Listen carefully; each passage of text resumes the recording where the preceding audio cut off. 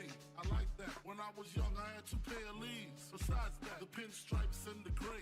The one I wore on Mondays and Wednesdays. While niggas flirt, I'm throwing tigers on my shirt and alligators. You wanna see the inside? I see you later. Here come the drama. Oh, that's that nigga with the fake. Wow, why you punch me in my face? Stay in your place, play your position. Here come my intuition. Go in this nigga pocket, rob him while his friends watch it. And hoes clock it. Here comes respect. His crew's your crew, or they might be next. Look at they man, big man, they never try, so we roll with them, stole with them. I mean loyalty. Niggas bought me milks at lunch. The milks with chocolate, the cookies, butter crunch, 88.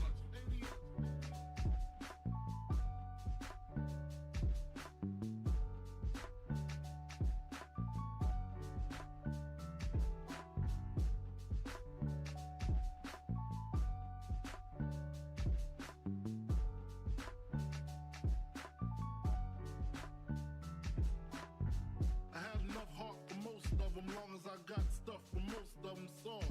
Even when I was wrong, I got my point across. They depicted me the boss. Of course, my orange box cutter make the world go round. Plus I'm fucking bitches at my homegirls now. Start stacking, dabbled in crack, gun packing. Nickname Medina, made the scenes, took my Ninas. From gym class to in-glass, pass off for global. The only nigga with a mobile. Can't you see like total? Getting larger in waist and taste. Ain't no telling where this felon is heading. Just in case, keep a shell at the tip of your melon. Clear the space. Your brain was a terrible thing to waste.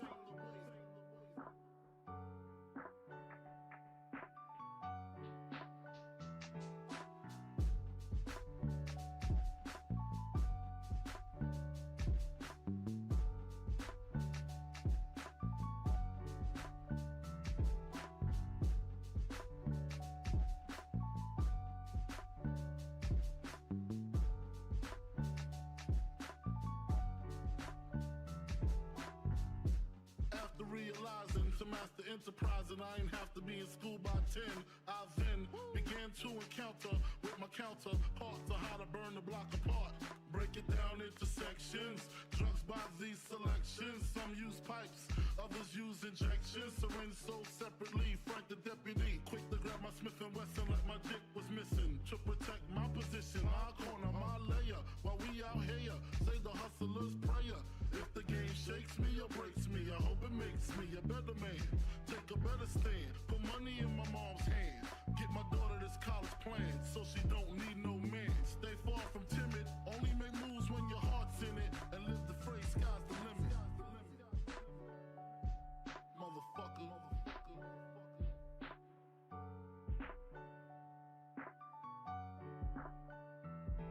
88.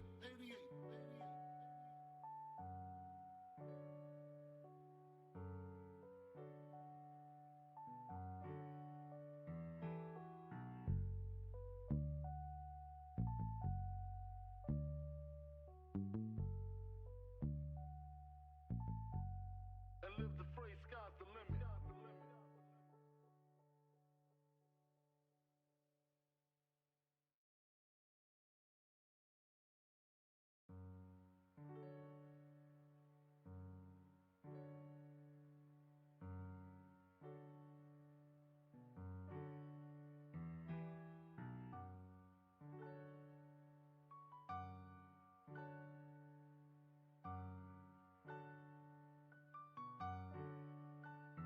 Take a better stand, put money in my mom's hand. Get my daughter this college plan, so she don't need no man. Stay far from timid, only make moves when your heart's in it. And live the phrase, sky's the limit.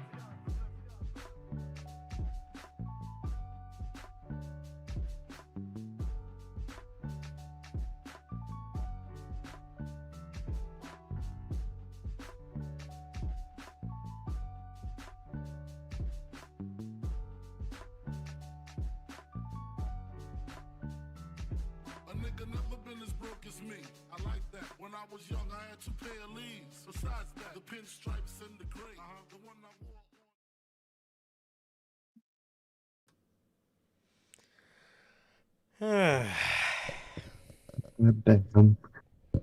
All right, man. What's going on, guys? How's everybody doing today, man? How are you guys today? So, yeah, man. Yeah, man. We got an interesting week of wrestling to talk about. We got obviously we're gonna start you guys off with Dynamite. Man, Fucking genuinely boring. one of the worst post pay-per-view Dynamites I think I've ever seen, for sure. Oh, dude, it was so fucking boring. It was just fucking boring as shit. Nothing eventful happened. No. It's been a week, man. It really has been. Yeah. So that happened. We got to Friday, and the stuff with the bloodline just continues to be great, if you ask me. I genuinely don't know. People saying that the story has went stale are either they're Cody lovers who just can't get over the fact that he lost, or you're just not watching the show. Because in my opinion, man, they have been just the best part about professional wrestling for my week, tenfold. So, and then Raw. Raw was good. Raw was good tonight. It was good in terms of wrestling.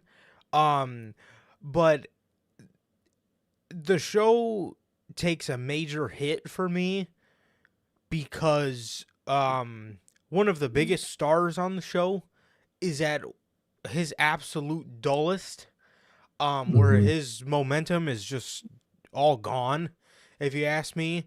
And I mean, the wrestling was fantastic, as it should be. The wrestling on the show was fantastic. They even, I mean, some other parts of the show were great as well, man. But I mean, yeah, Cody Rhodes being at one of his dullest is just, It's not it. yeah, I mean, he is like one of the top stars on the show, and he is just nauseating at the moment, man. And what they did tonight was completely just completely did nothing, if you ask me. No. Exactly, man. They do not know how to book Cody Rhodes.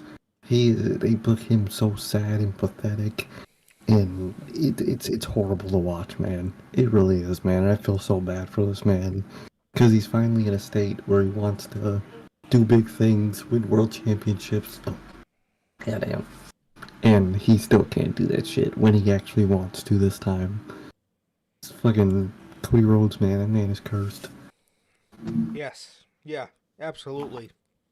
Absolutely, man. So, yeah. Yeah, and I mean, the week of Raw was just,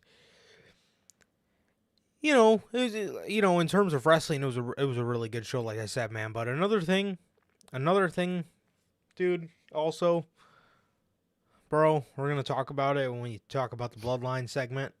Oh, bro, holy shit! What the fuck is that world title, Dude, bro? yes. The championship. So sorry, what were you saying? I made a better version of that style of title in 2K, either 19 or 20, I forgot which one. I made it in 18 too, but I have a picture of it, but I don't know if it was from 19 or 20. But I made a better version of that fucking title, man. I think it was 20. Yeah. Like, dude, why is the gold such a different color than the gold on the rest of the title? Like, what? It looks like shit. And I tweeted this out, man. I take back every negative thing I said about the new world title or whatever that title is. And the title situation itself is a fucking mess. How will you have an undisputed champion when you have a Another man that's title. also like that's not what undisputed means. Dude, I'm thinking the same thing, bro. Like, look at the championship situation in WWE right now.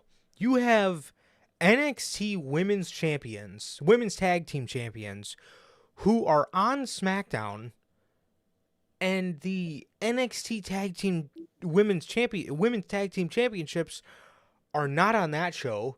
You still have Asuka being announced as the Raw Women's Champion. You have Rhea Ripley being announced as the SmackDown Women's Champion. You have a World Heavyweight Champion. Who his championship design is unique and it's beautiful and it was a step in the right direction. And then you have now an undisputed championship, which Paul Heyman never let go of the WWE and the Universal Championship. So I wouldn't be surprised if they're walking around with fucking 3 belts now. I wouldn't be fucking shocked at this point. You have that title that you're calling the Undisputed Championship, even though there's another world championship that Roman Reigns doesn't hold. So he's not the undisputed champ. He's a champ. And there's no WWE champ technically now. Because you took the WWE championship and you took the Universal, you made it the undisputed title, and then you made a world title. There's no just WWE championship. I mean, it's the undisputed WWE championship, but they put the company name on everything. So they say US WWE title at this point, so who cares? So that was the thing I kept seeing, but my thing is WWE did this before, with the Brock and Kurt Angle title. It's called the Undisputed World Championship, but just so you guys know which one I'm talking about, everybody knows which one I'm talking about when I say the Brock and Kurt Angle Championship. Yeah. That one did carry over the lineage of the WWE title because people saying that, the lineage is over. People,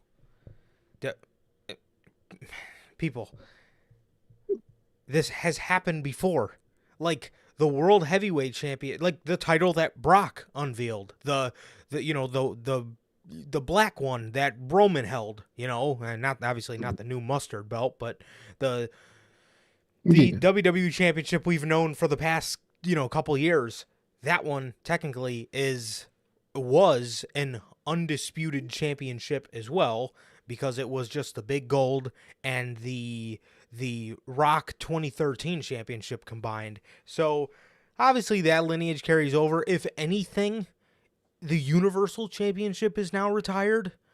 But again, it looks like fucking the Bloodline's just going to carry around all 3 of them. So, yeah.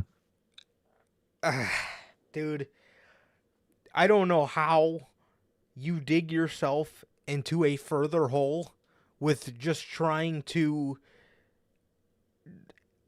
add pointless titles that don't need to be added. And I said this on, I think I tweeted it out or something. Honestly, bro, Roman Reigns with the 2 belts is just, that's the look. Like that is the look that everybody's known, why would you give him just 1 championship? Again, in my opinion, you might as well just kept both belts on him until somebody beat him, and then they can combine them into 1 championship, because again, that's just his look with both belts, and it looks more fucking epic. He looks more like a final boss with 2 belts, but and especially winning in the first place. Yeah, especially because the one they gave him does not look good at all. He should have just kept the both of them. Exactly, man. It's a horrible title situation. Women's and world titles, man. It's just sad to see because it makes no fucking sense, and they just haven't addressed it at all. Yeah. Yeah, no explanation for any of this shit, for any of it. Also, man, I'm starting to see this go around, and honestly, bro, I wouldn't hate it. I wouldn't hate it, but a lot of people are turning on the idea of Cody being the one to beat Roman, and who a lot of people want to see it be. I wouldn't mind at all. Solo Sikoa. At this point, you might as well, man. You fucked Cody Rhodes over so much. I don't know how him winning at this point is going to make anybody feel anything. Yeah, and what also is the cherry on top of the sundae, dude. We've been saying it since the feud got started, but according to Meltzer, Cody and Brock 3 isn't happening at Money in the Bank. As a matter of fact, it's happening at SummerSlam. Like Dude, we fucking said. it's going to be... I feel like Cody's going to be in that fucking ladder match, and Brock is going to fuck him over in that match. 100%. That 100%. So... Which, personally, I'm happy for. I didn't want Cody to win that thing either. Anyway, so... I want LA Knight to do it, and opening LA Knight. 100%. There was absolutely no reason to fuck LA Knight over because WWE can't get their booking right. They didn't have Cody win. They didn't have Cody win at WrestleMania. You know, don't ruin LA Knight's moment when they did some kind of poll and 80% of the people voted that LA Knight should win Money in the Bank. Insane, dude. And it's fucking true, man. It better be LA Knight. Yeah. And that's just horrible for Cody, though. I feel so bad for that man. So apparently, Cody has been trying to bring back a match stipulation. I saw that. And WWE denied him this stipulation. A lot of people speculated it could be a dog collar match. A dog collar match is what Cody has been denied before. But what the speculation right now is Brock and Cody, and this makes all the sense in the world, being that Cody has planted in lines calling Lesnar a fake cowboy. The match at SummerSlam is being rumored to be a Texas bull rope match, which is pretty much a dog collar match with a bull rope. Yep. What? Just do a dog collar match. The fans know that idea. The fans would eat that shit up. Even AEW fans would look at Cody like, damn, that's cool. You know, respect. Why would you just make up some goofy ass fucking Texas bullwhip match? What? So, yeah, I want to say, you know, they brought out the bull rope for the Hell in a Cell. You know, I think it's a Dusty thing. I think Dusty created the match. So the thing is, though, WWE, I doubt is going to put ropes around people's necks. If it's anything how WWE does like a strap match or something like that, it's gonna go around their arms, I would assume. Yeah, because I have a feeling WWE with their PG nature is not going to put, you know, they already denied him a dog collar match. I doubt they're putting any kind of rope around somebody's neck or chain or whatever.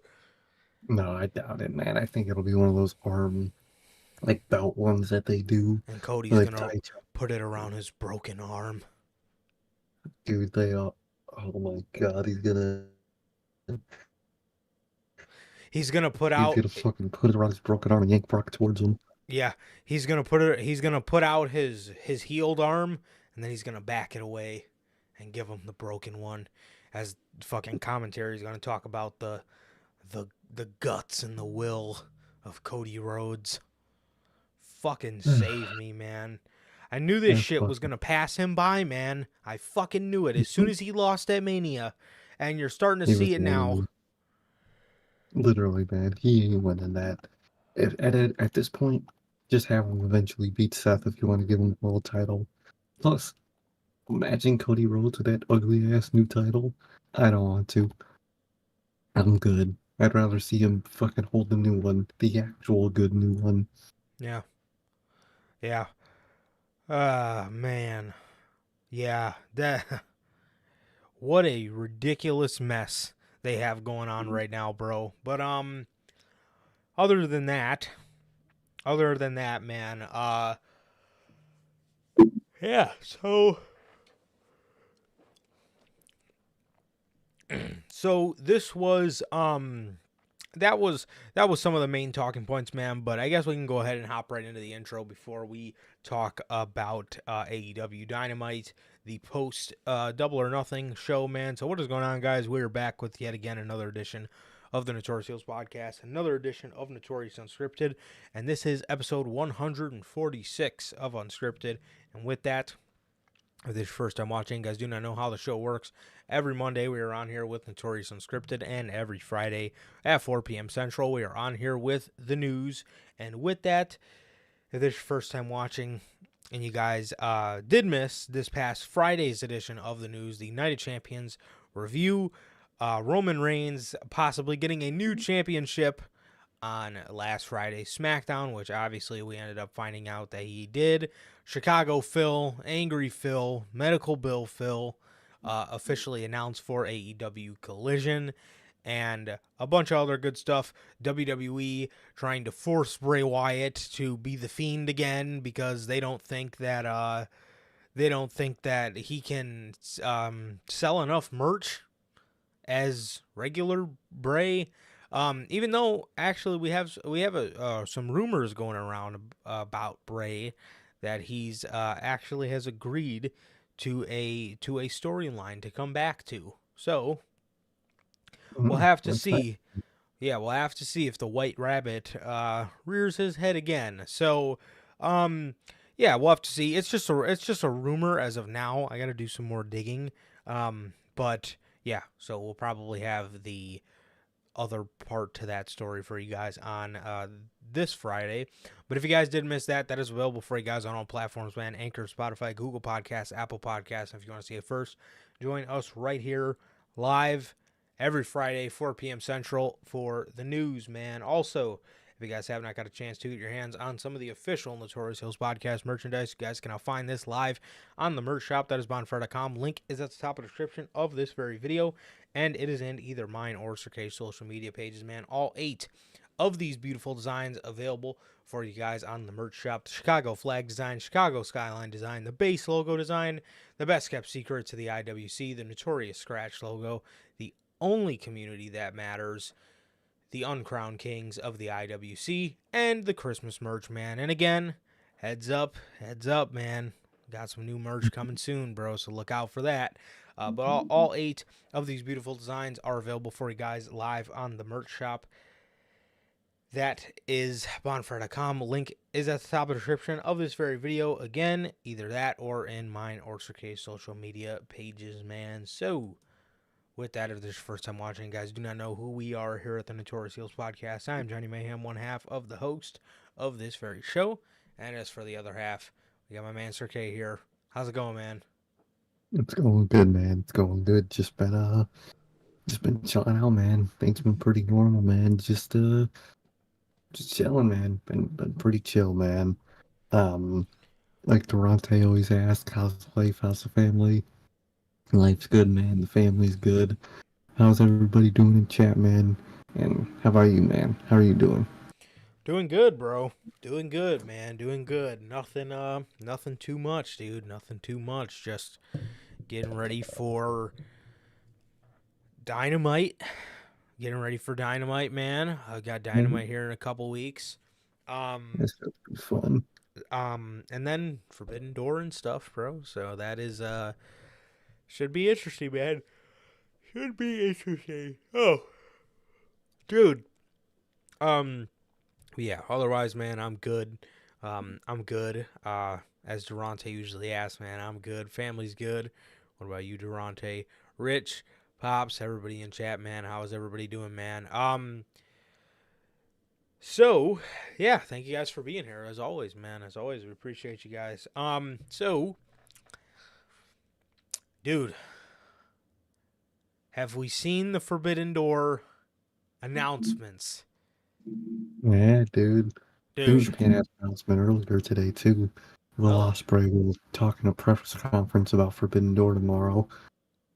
Uh-oh. Dude, Uh-oh. I genuinely think if we don't get CMFTR versus the Elite, I could see us getting Ospreay versus Omega 3 I could see that. At All In. At All In. So I could totally see that. I could totally see that happening. But dude, Kenny versus Ospreay 2. Dude. Ooh. And if you thought that would be a banger, bro, the BCC were in Japan. Mm-hmm. Moxley was cutting a promo and led the audience to a video package from the Dragon, Bryan Danielson, in the desert. He tells Okada, "You may be one of the best wrestlers in the world, but when you step in the ring with me, there is no fucking rain. You're in the desert." Bro. Dude. Oh man. That's heat. Dude, we're going to be eating good on June 25th. Bro. Holy shit. This is fucking insane. Dude, that is fucking insane, dude. That's hard ass line. And dude, that match would be that match is gonna be insane. Dude, Okada I versus genuinely Daniel Bryan. I genuinely got goosebumps when he was cutting his promo. Oh, dude, literally, that man is insane. The whole reason basically the whole reason he left WWE is for matches like this, man. And that shit's about to be nuts. I cannot wait. Dude, I'm so glad they did not just kind of go back and do shit they couldn't do last year. You know, like, it also sucks none of the AAA guys can be a part of this show. You know, like Andrade and the Lucha Bros. Like, none of these guys can participate in this. It kind of sucks for them. I feel bad. Yeah, man, that really fucking blows. That little rivalry they have, just it sucks that happens. Yeah, because especially too last year, Orange and Will Ospreay was great. Don't get me wrong, but dude, Andrade versus Will Ospreay, I'll take that any day of the fucking week. Exactly, man. So, but yeah, I mean, dude, AEW could have very well went the lazy route and did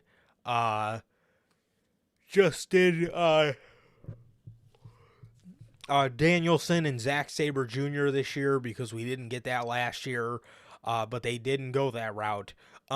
However, one thing I could see them doing from last year, because the man wants it really bad, and they're willing to do anything for him, even give him his own TV show. I could see them doing Punk and the Ace. I can see that. I can definitely see that. Yeah, Tanahashi and Punk, I could definitely see them running that back. I don't know what MJF would do on this show. Is he on the show? Do you put MJF on this show? You gotta have to, man, especially for his his reputation right now to a lot of those AEW fans that don't really like him because, you know, he likes to tell stories. He's got to be put on that show to prove them wrong, man. He's got to. Yeah, don't really get that argument. Don't really get that argument at all. He doesn't wrestle. He doesn't wrestle enough. And it's like, you know, I was just talking about this with one of my buddies the other day, but like, dude, with Brock back in like 2017, that Universal title reign of terror, I get it. You know what I mean? Dude Yeah. wasn't on Raw for like 3 months at a time.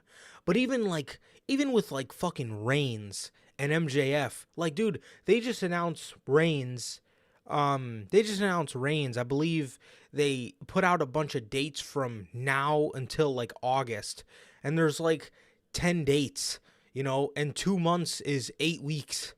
It's like, what the fuck? What are you people complaining about, bro? Like, fucking, first of all, every time Roman Reigns is on SmackDown, the show is actually worth a look, first of all. And second of all, with Reigns wrestling at pay-per-views, he's a fucking attraction. Like with MJF, you put him on fucking pay-per-view because he's a fucking attraction. Like, yes, what Roman Reigns did last summer was ridiculous, being that Cody got hurt and that man went on fucking vacation. You know what I mean? That was ridiculous. But, like, what the fuck Oh are you yeah. people complaining about this year, man? Like, fucking, this is the best Roman Reigns has ever been from the Sammy inclusion to the group up until now. It's Oh, fucking great. Like, what is there to complain about, bro? exactly, man. Exactly. I don't get it, man. I really don't. But Forbidden Doors it's looking up, man. They're building that shit, and I can't wait. Definitely, bro. Definitely. Who do you put MJF against? Dude, I don't even fucking know at this point. Evil. Fuck, please no. Damn. Nido. I could see that. I could see that one. Um, it's tough, man. It's tough. You got a decent amount of people, man. I really don't know. Yeah. Maybe the Stone Pitbull. Still, Suzuki might be good. That might be a good one. Ooh. Because they're like two ultimate bad guys in their companies, maybe. Hmm. That is true. That is true. Yeah. Dude, I don't know, man. I don't really know who you could put MJF against, but it's damn. It's It's gonna be tough. interesting. It's gonna be interesting to see though. It's gonna be interesting to see though, because I genuinely don't know, man. But as far as your triple header for Forbidden Door, Kenny and Osprey, um, Brian and Okada, and Chicago Phil and the Ace Tanahashi, sounds pretty good to me, man. It does, man. It does. I like the sound of that a lot, man.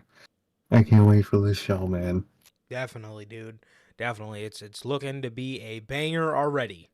Hmm. For sure, man. I'll tell you what's really gonna be hard is we're halfway through the year, and with all the shows we've gotten this year, Hmm. there's probably like most of like all of them.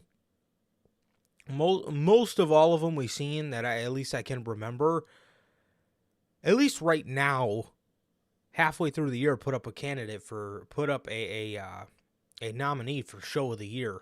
I mean, we've had some Okay. great fucking pay-per-views this year, man. We have, bro. We really have. It's been a pretty good year. Yeah. Pretty good year, man. Yeah, we have been spoiled with pay-per-views or PLEs, premium live events. Fuck it, dude. When people unironically on Twitter say PLEs, Oh, it's a uh, pay-per-view, bro. it's a fucking pay per view. I don't care how you watch it. It's a fucking pay per view, man. Yeah. Well, they are premium live events, man. So, I understand. All right. But yeah. So we might have to have a separate section, dude. We might do pay per view of the year and premium live event of the year. How does that sound? They are different Well, things. no, we are doing if anything, WWE, AEW, ain't no fucking PLEs, premium live events. Sounds like a fucking OnlyFans fucking thing. Oh my god, dude. Join my premium live event. Like, bruh, come on. So Yeah, but yeah, dude. I mean, seriously, we have been spoiled with pay-per-views this year. Um Elimination Chamber, Mania Night 1, Backlash, Night of Champions, fucking Forbidden Door. I mean, dude, yeah, we're getting a lot of them, bro. I guarantee you Money in the Bank's probably going to be a banger as well, so man, it's a good year for wrestling pay-per-views, man, for sure. Don't even get me Yes. don't even get me started on it being a good year for moment of the year, cause golly, yeah, yeah. All I gotta say is the bloodline. Mhm. Um, Exactly, man. They're gonna be a most of it. Christ. So AEW Dynamite opens up with the BCC Hell yeah. versus the Lucha Bros and Bandito. Okay. Better than Um, Orange Cassidy. I'll say that. yeah, yeah, and it is better. It is better than the Lucha Bros and Pac. I will say, Way fucking better, man. I yeah, hated that group. Pac is a loner to the brim. I don't Hmm. understand why you ever contemplated putting that man in a faction. Um, but I'm gonna give him less shit for not being there because I did forget he did break his nose and he did wrestle 7 matches, 6 matches. Well, no, I think he broke it on the first one. So technically 7 matches with a broken fucking nose. So Dang. props to him. That man was getting on a plane and traveling and taking bumps. And in a couple of those matches, they were pulling his mask off and working his nose. Like, yeah, Yeah, that he man's something else. yeah, he toughed it out. So I'm gonna give him less shit for not coming to work because again, I did completely forget he broke his nose. So, um, Hey, yeah, I totally did too. yeah. So these guys, the Blackpool Combat Club picked up the victory here in the opening match. Wheeler Yuta got the victory. Wheeler Yuta got the victory again as he did. Sorry, yeah, he did get the victory for the group. He got the pinfall victory. For them, pinning Bandito after Bandito went to go for his springboard suplex thing. Mox held Wheeler's hands to, apply the pressure so Wheeler wouldn't go flying into a German suplex. Then Wheeler turned him around, hit him with those BCC elbows, and then he rolled him up in a interesting type roll up and got him down for the 1, 2, 3, man. So that was everything. That was Mhm. everything for that match. Brian came down and they celebrated with Wheeler Yuta. They raised his hand and stuff like that. So, yeah, Wheeler picked up the victory for the for the Blackpool Combat Club, man. So Yeah, man, that was good. I definitely, like how they've definitely, been giving you to the wins. yes, they're putting a lot of focus on him, which is nice to see.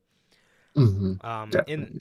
Definitely. in the next segment, Matt Jackson was backstage getting his foot taped after he got it stuck in thumbtacks, which was absolutely brutal, and gave an exploding super kick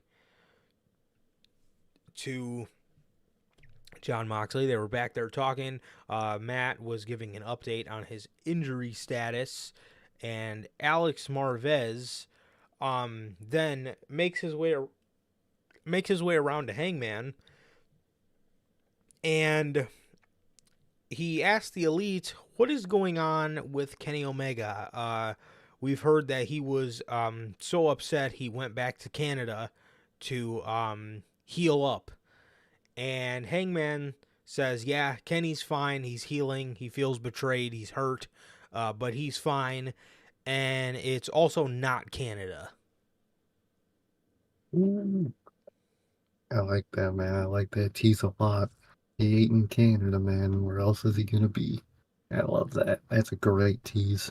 That is a fantastic tease. That man And look, That man's in fucking Ibushi's apartment right now. he said he had two friends in Japan, and one of them just got challenged by a guy that he's feuding with, Mm-hmm. Okada, and obviously the other one is his golden lover, Kota Ibushi. So, dude, that was an And awesome tease. I really like that a lot. definitely, man. Definitely, I like the way they did it, man. And I like what it's built on, man. I really do. Definitely, bro. And then the Dark Order came and made a little cameo, telling Hangman he's with his real friends. He went to go catch up with the Dark Order after he got done talking about Kenny. Did you see like Stu Grayson is like attacking them, or like he's teaming with the Righteous? He's attacking Dark Order.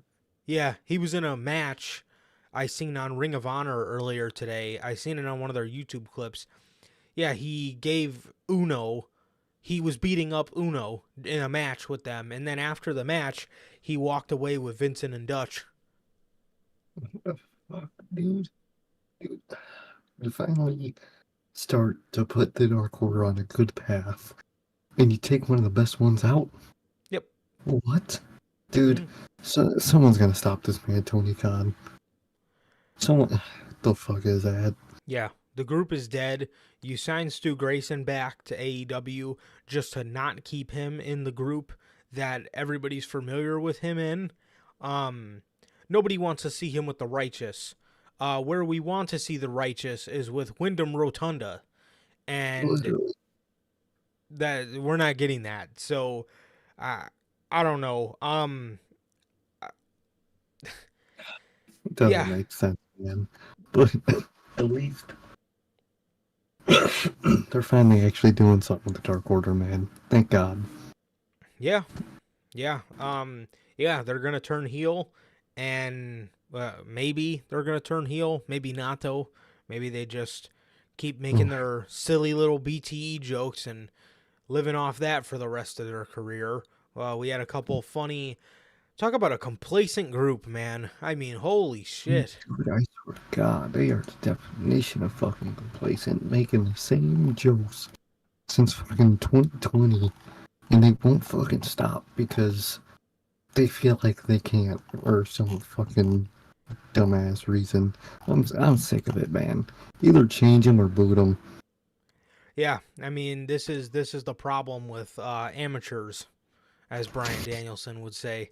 I mean, It's dude, how are you a professional wrestler and you don't get the concept of evolving? And again, you're they're in this mindset of, oh, we can't have a new leader because we already had the best, and we get cheered a lot, so we can't turn heel because they love us because of what happened to Brody.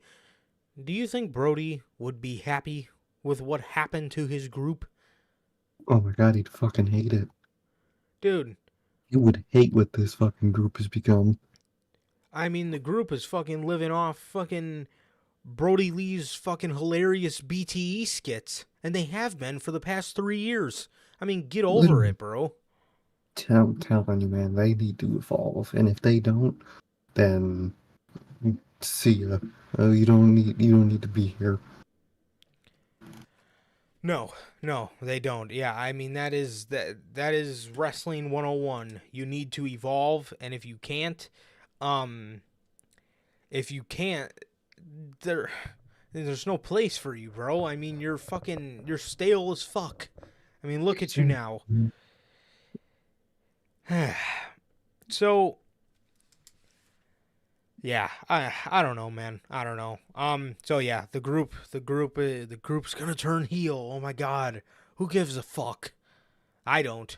I would just like to see the Elite put the final nail in this fucking Dark Order coffin.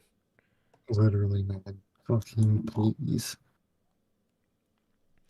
Bullet Club Gold is here. Rock Ugh. Hard Juice Robinson and King Switch. Dude, well, if the news is correct, which I hope it is, hopefully Chicago Phil can turn this around for these guys. Either that or Jay White's going to be the brunt of the next media scrum.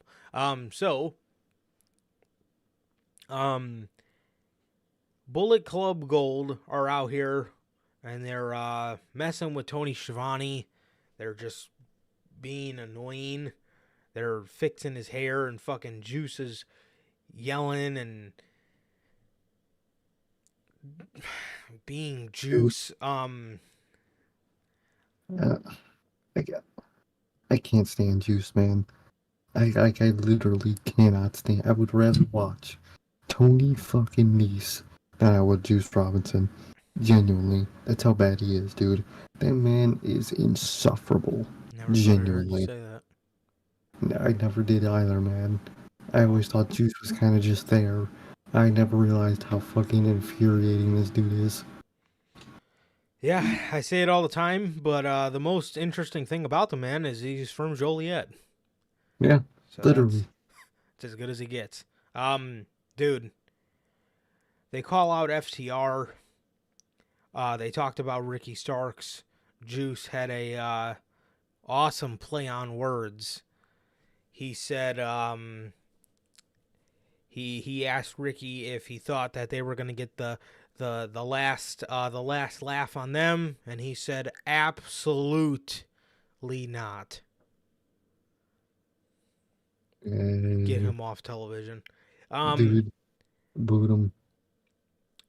So FTR come out. They start talking about FTR. FTR come out as they're still hugging Tony Schiavone and just making this really awkward and almost seem like a comedy segment. Meanwhile, this is another branch of Bullet Club. One of the best factions of all time. One of the best and coolest factions of all time is in the mud, dude. You got Bullet Club Gold. Some fucking idiots.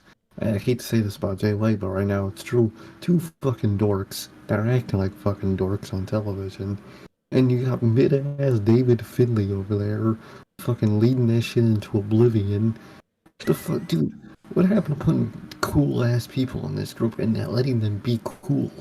Yep. That was the whole point of the group. Is cool people acting cool. Kenny Omega was cool. Finn Balor was cool. AJ Styles was cool. Jay White was cool. And now he's a fucking dork. And you put fucking David Finlay, of all nobodies, in that fucking group? Come on, dude. Cut it. At this point, just either completely end the group or actually put some fucking cool people in it.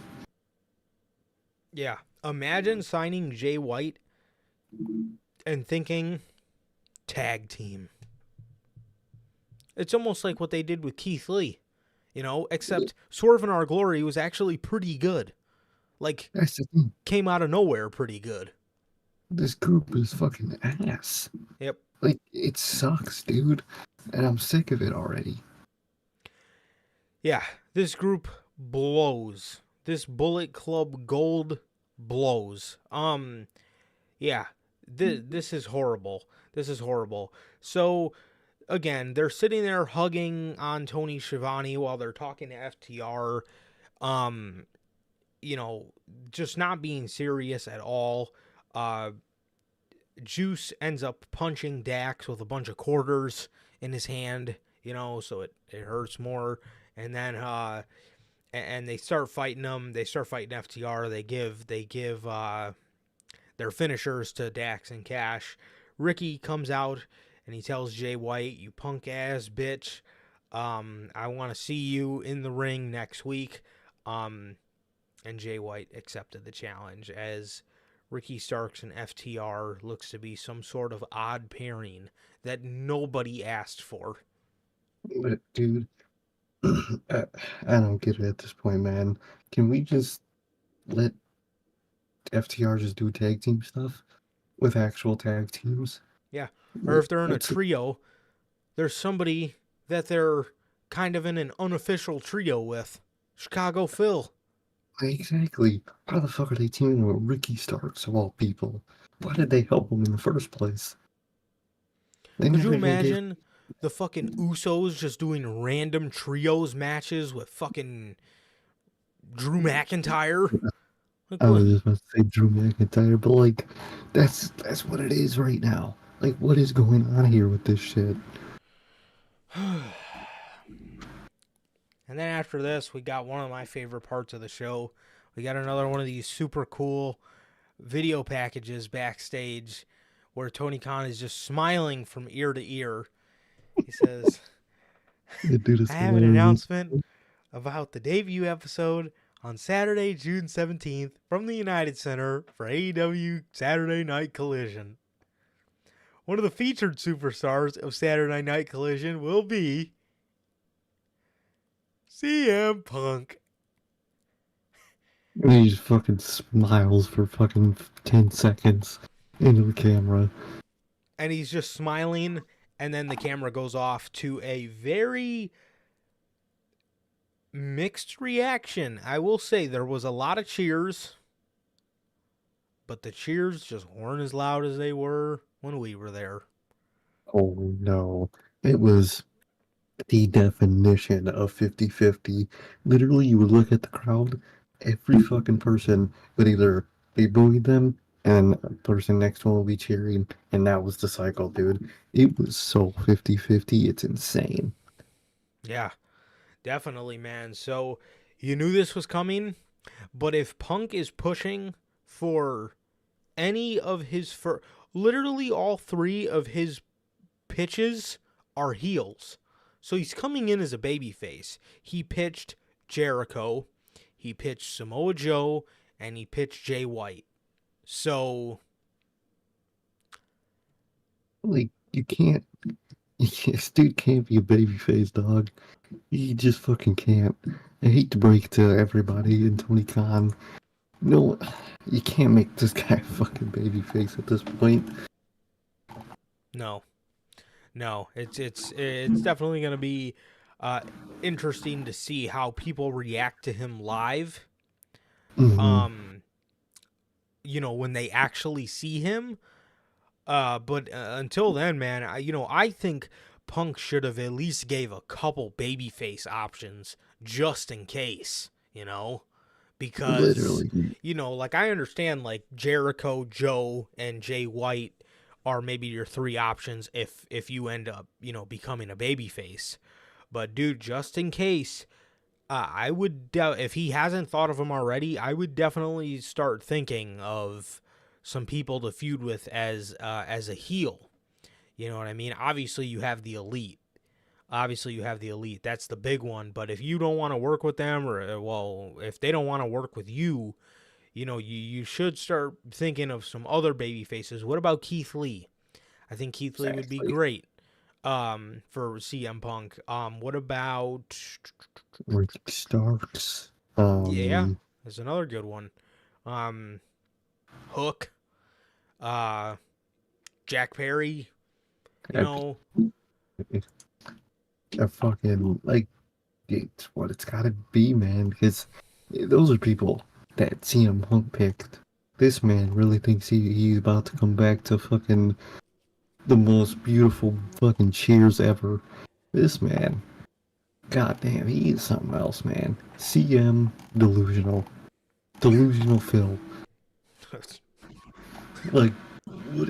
You really think the fans are gonna love you? There will definitely be ones that are cheering for you, obviously, but the other half, they fucking hate you, dog. If I was him, I'd be embracing it. Yeah, definitely, man. So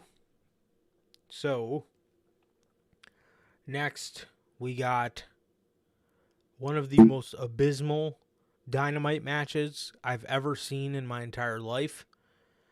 I genuinely do not know how this made its way onto television. This is a match that they looked at and finalized on a post pay-per-view Dynamite card. Mm-hmm. Swerve Strickland versus Big Bill versus Trent You Dude, gotta be fucking serious, dude. like, what? That's gotta be one of the worst matches I have ever seen on paper, dog. What is that lame ass shit? Dude. And bro, Swerve with the fucking Mogul Embassy. Dude, Dude, talk about not fitting. that group sucks, bro. Fucking, why is Brian Cate still employed? Why is the Bishop embassy? Khan. Like, dude, just keep them in ROH, man. They ain't ready for AEW television, man. They ain't it. They No, really ain't it, man. no. And let Swerve be either by himself or with a group that's actually fucking cool. I was talking about cool earlier. You know who could be a cool person in an actual version of Bullet Club? There you go, right there. You got it. And you like, Yep. come on, man. Come on. What is this fucking mogul embassy bullshit? This group fucking blows, man. Just like the last one. Definitely. Definitely, man. The Mogul Embassy sucked. The Mogul Associates sucked, or whatever the fuck they were called. Um, it all fucking sucked, man. And it's not getting any better. I genuinely do not know how that made its way onto a pay per view or a post pay per view Dynamite card. But holy shit. Ugh. God, dude, they need to get a team to start writing, man, because Tony Khan and that fucking notebook is killing me. Yeah, no kidding. No kidding, bro. So with that, um with that, yes, Statlander, um oh, no, Swerve ended up picking up the victory here with the swerve stomp to Trent. Who fucking cares? Um then we got a video package by Statlander talking about talking about her TBS title win. The Acclaim came out and talked about how they want to get Billy one last run at some gold while he's in while he's having his last run in AEW, and they wanted to just get him some gold, man. So that was that. Guess they want another crack at the trios titles. I'm down, man. I'm down. At least, I think I said this on the Double or Nothing reviewer, or either that or the predictions. At least they haven't forgot about the Acclaimed. I'm still very shocked about that. Yeah, for sure. For sure. So, Don Callis, the best part of the show. Dude, Don Callis comes out with Konosuke Takeshita. Mm. He talked about how the people shouldn't be booing him. They should be booing Kenny Omega. Because Kenny Omega chose his friends over Don. And he said Don talked about how it didn't really bother him because Don said, the same day I lost a nephew, I gained a son. And he points at fucking Takeshita. He talked about how Kenny chose his friends over him. He talked about how every day he has to wake up and look at that scar on his forehead, and it is all Kenny's fault.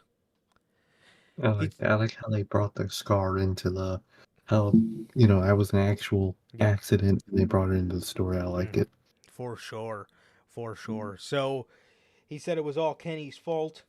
He talked about how this man right here, as he points at Takeshita, is better than all your favorites. He's better than Okada. He's better than Kenny Omega. Mm. As Takeshita just stood there, Takeshita grabbed the mic, spoke in Japanese, and That was it. That was it. And that was one of the best parts to the show. Dude, Fantastic. that crowd was booing the app.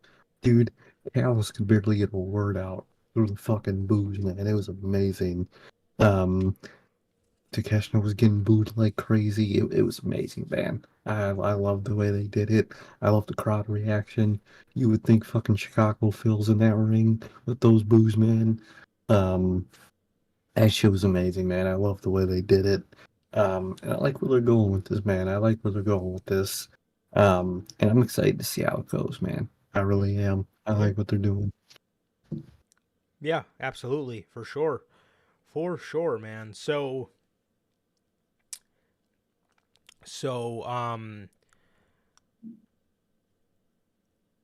the uh Darby and Orange Cassidy had a match against the Embassy, the Mogul Embassy. I can't remember the one guy's name, Tonga or something like that. I know it started with a T. Fuck, what was his name? Oh, I know one guy is Bishop Khan. Bishop. Good Lord. Bishop. Okay. Fuck, what is his name? Yeah, it's Bishop Khan and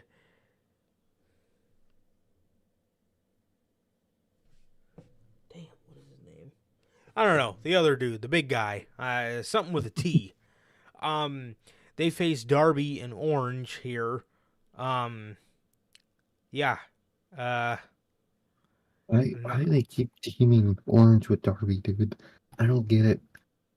oh, I think I know why. On the media scrum, Orange Cassidy was talking about how him and Darby have been on a run as a tag team. What? Yes, They I had a swear, match. I shit you not. They had like one match, and it was like a trios match. But they asked Orange Cassidy on the media scrum. They asked him. They said, what do you?" They said you have over like 20 defenses. What do you think is next for you? Who is left to beat? What is left to do? And he said, well, me and Darby have been on a run as a tag team. I would like to do more there. Wait, so this dork in that crowd asked about his run, whatever the fuck, as a singles guy. Mm-hmm. And then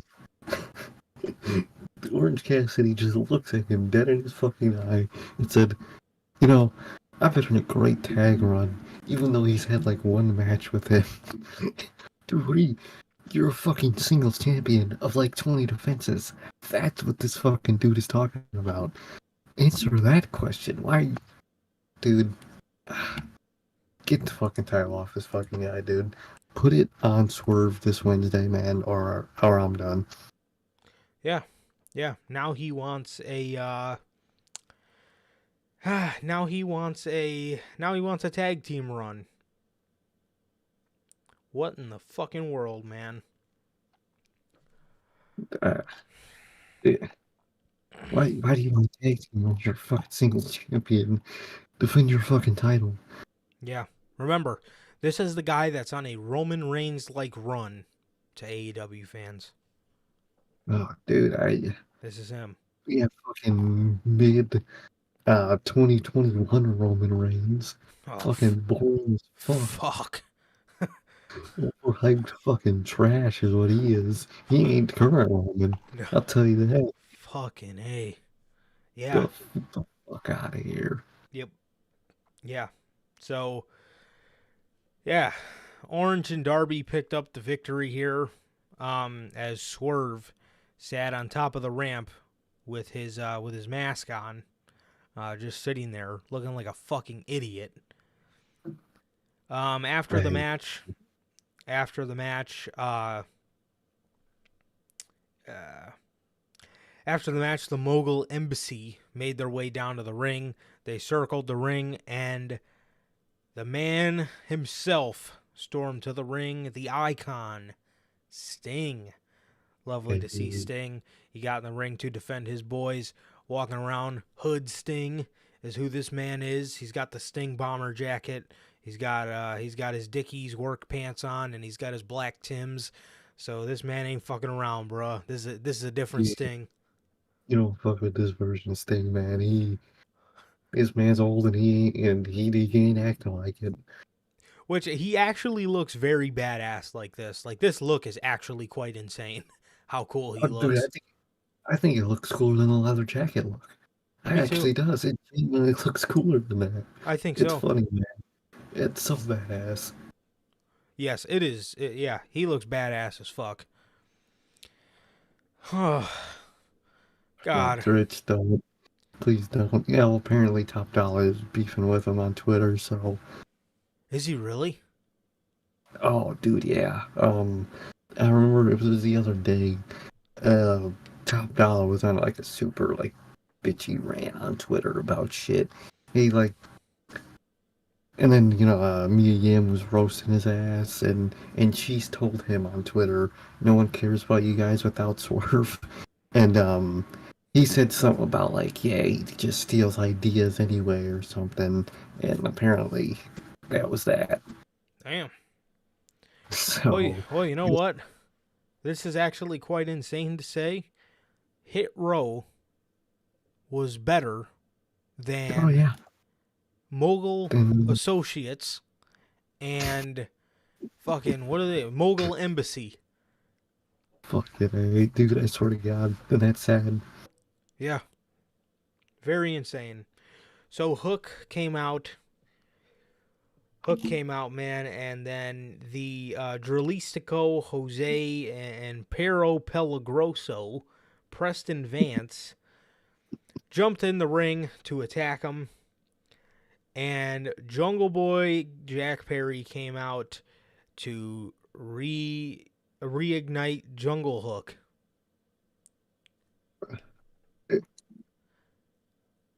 Dude, what is with these companies and just making makeshift tag teams when you have tag teams? Isn't Use your fucking tag teams. Jungle Boy's whole story he wants to become singles champ? What happened to that? So he's getting himself back in a tag team? Huh? I don't know, man. I don't know. A lot on this show just didn't do it for me, bro. This They really shit. didn't, man. This just feels so just random and directionless, man. Come on, man. Come on. Yeah. The Outcasts were in the back talking. Nothing too crazy. Nyla Rose got her match against Chris Statlander for the TBS Championship. Why the Every new fuck is Nyla's everyone's first challenger? dude, why? She's not even that like tough or intimidating. I don't get it. I just don't get it, man. Who Yeah. cares? Yeah. And why in the blue hell is what makes Nyla Rose deserving of this? What? Like, what did she do? Did she win a match? Did she do it? No, he just gave it to her. The fuck? I don't get it. Completely stupid, man. Completely fucking stupid. And in the main event of this show, the main event of the Dynamite After Double or Nothing was Adam Cole and Britt Baker versus Soraya and Chris Jericho. Oh,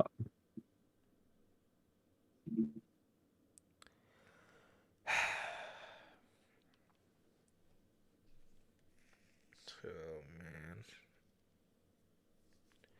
This is fucking abysmal. This was one of the worst fucking dynamites I've ever seen, man. What the fuck is that? That's the main event? That lame ass shit? Come on, man. Come on. Yeah. Fucking what the fuck? Jericho Jericho got like a lockjaw by Britt Baker. He got a lockjaw by Britt Baker, man. Adam Cole hit him with Boom and beat him. Dude, So that was that. There was a bunch of interference from the Outcasts. Then Sheeta came out to break it up, and that was literally that, man. Then Adam Cole and Britt Baker both did Adam Cole Bay together, and they kissed as the show went off the air. What a lovely ending to my post fucking Double or Nothing Dynamite. literally, dude. What a fuck. Uh, I just. I don't even have words at this point, dude. I'm just sick of it. I hope there's a brand split with this collision shit because something needs to change, man. Something needs to change in the fucking company. Um, I'm sick of this stale ass shit, dude. I need some real shit to fucking sink my teeth into, man. But yeah, bro, Dynamite, that shit was boring as fuck, man, and I don't know where they're going. I don't even think they know.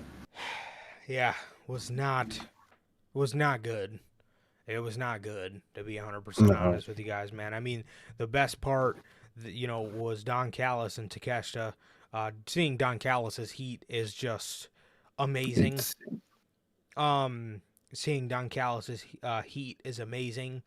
And that's a given. And seeing Takeshita's rise as a superstar is amazing as well. And it's gonna be an amazing thing to watch. And honestly, that was as far as it went. That part was amazing. And the trios match to open the show was good as well. Oh, yeah.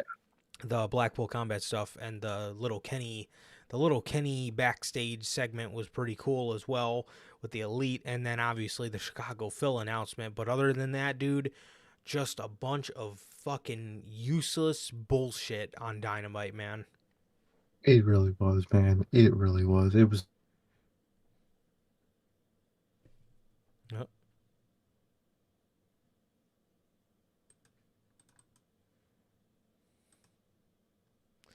Well, as we wait to hear Sir K finish his sentence, yes, it was. I mean, it was just so useless, man. It was so useless. It definitely wasn't.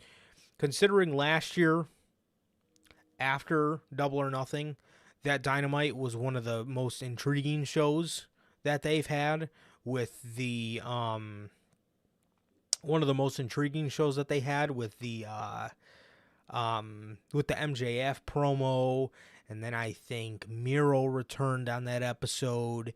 I think he faced John Morrison in the Owen Cup. No, that didn't happen yet. The Owen didn't happen yet. But yeah, I know he faced Miro on that show. But that was his second appearance, I want to say. And Miro came back. But I mean, dude, yeah, this just blew, man. This just really blew. It was not good.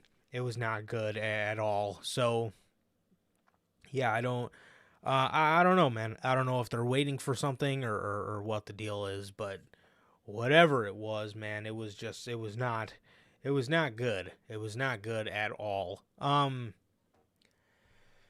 So I guess in the meantime we can wait for while we wait for Sir K, we can start talking about SmackDown. We can start talking about SmackDown, man. So, oh, there he is. God damn. There he is. He's back. Okay, before we get to SmackDown, what were you saying about Dynamite? I don't even know, man. I don't remember. Damn. Again.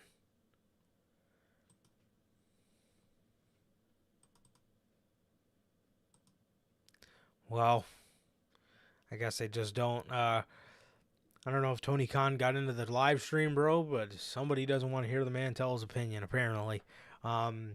So it's probably because, like we said, Dynamite blew this past week. So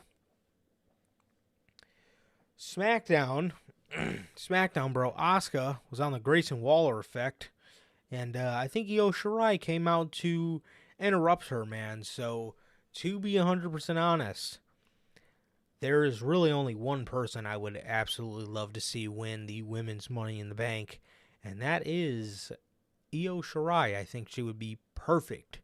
I think she would be perfect for that, man. So yeah, so that was that. That was that. And then also LA Knight qualified for the Money in the Bank ladder match. He qualified for the Money in the Bank ladder match, man. He took on Montez Ford, and I've seen a lot of people saying this, and it's very interesting. It's very interesting. Bianca Belair got cheated out of losing her championship, and the people cheered. Montez Ford, LA Knight grabbed the ropes when he was rolling him up, and LA Knight got cheered. So it's going to be interesting to see. It seems like this whole heel turn storyline for Bianca and the Street Profits is falling into place, man. That's good, man. That's good. I hope it does, man. Those both of their acts definitely need it. For sure, man. So, yeah. So LA Knight got the roll up victory, and he qualifies for the men's Money in the Bank. Did you hear what I was saying when you were gone? Yeah. Oh, what do you think about the women's Money in the Bank, man? Who would be your preferred winner here? I would say EO, man. That'd probably be my go-to. Fair enough, man. Fair enough. Or Trish. So, Please no. Please fucking no. are they gonna have Charlotte be a mystery member? I feel like they're gonna do good by the men's this year, but I feel like they're gonna fuck up the women's again. They can never do both, two good ones at once. One of them's got to be fucked up. They can also not have anybody but Carmella actually hold the briefcase. Somebody has to cash it in the same night. I hate that, dude. I always hate that. Can't stand it. Cannot stand it. So, the bloodline. The bloodline, man. No, Trish, man. Absolutely. That's a hard no for me, dude. If that shit happens, dude. Ooh, yeah, that'll be rough. No, I need Brandy Rhodes. Oh, dude, she wants to be on fucking WWE TV so bad. Oh, dude, you know it. The way she's tweeting, dude. Oh, man. So, we get the Roman Reigns 1,000 day celebration. Paul Heyman specifically asked for the Usos not to be there. Roman Reigns started it off with getting presented the undisputed Universal Championship, the new one. Dude. Triple H comes out and unveils it. And it is the WWE Championship with the black plate being gold, and instead of the clear diamonds, they're black stones in the W. I can't remember what those called. Onyx. Yeah, something like that. What Dude. the fuck was that? It's gotta be one of the ugliest fucking titles I've ever seen. It's not even the design at this point. I had a feeling they were going to do that anyway, with how random it was that they got a new title. I knew it was going to be a basic-ass design. But you fuck up the colors? The whole point of the thing? Why is the gold behind the logo different from the gold on the rest of the title? It makes it look like shit. Yeah. I don't like that title at all. I think it is hideous. Yeah, this is absolutely something that somebody made in fucking WWE 2K Creations, and they absolutely went the laziest route possible. Literally. And I don't know, man. I don't know. The shit just sucked. So the start to the segment was absolutely horrible with the unveiling of this hideous fucking championship. But lo and behold, the Usos were there. Mm-hmm. The Usos came to the celebration. Yes, absolutely somebody needs to be fired. We had a step in the right direction with the World Heavyweight Championship being involved in this whole thing. It was absolutely a step in the right direction. You know, a fresh title design, something unique, something new, something that, you know, obviously it's going to have a big W in the middle of it. At this point, if you expect anything less than that, that's just WWE's thing. They're not going to make a WWE championship that doesn't have the big W slapped right in the middle of it. But at least a World Heavyweight Championship is, you know, the W's a little smaller than obviously just a belt with a huge W on it. But, you know, it's a little smaller and it's a unique design, bro. But this shit, again, you should have just kept both belts on them. It looks more epic anyway. Literally, man. Too bad. Like, what? I don't get it, man. I really don't get it. It's so bad. How can you design that and just be, dude? It is going to be hilarious if they have to change the name of the company to that merger company name, and they got to change the logo on everything, and they got to change the belts too. That'll be fucking hilarious. Oh man, could you imagine? What was the comment? TKO. The TKO on all the titles. Yeah, yeah, like a little TKO logo right above the WWE logo. Fucking spare me. So, Please, dude. So the Usos come out. The Usos come out, man, and Roman starts, you know, asking them why they're here. He starts asking them why they're here, and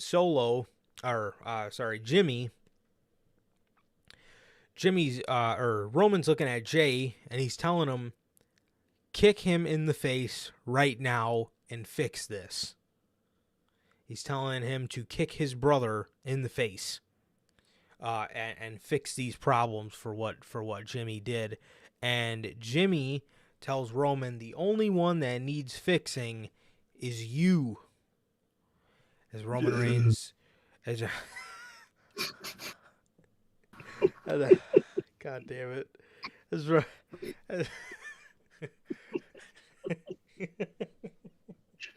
Fucking YouTubers, man. Wrestling fans. So, fucking A. So, he says the only one that needs fixing is you. He then goes on to tell Roman that he has gone crazy. He says he has gone crazy. He tells him, the reason I did what I did on Saturday is because I was being a brother. He says, and as of late, you have not been a good brother. He says, what kind of brother? He says, brothers are supposed to show you with love and respect and treat you with love and respect. And he said, but all you've done lately is